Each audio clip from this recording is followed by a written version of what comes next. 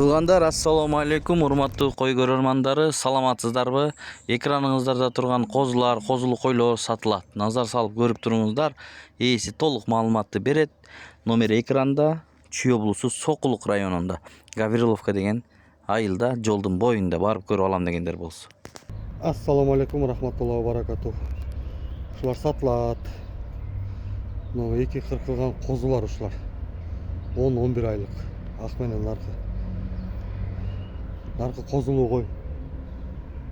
Баазы 160 миң төртөөнө. Коз эркек да, наркы 4 тиш.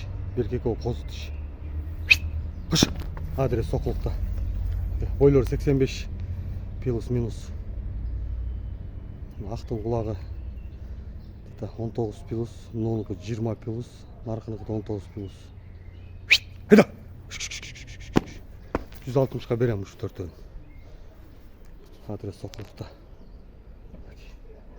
Мына коз 2 айлык коз.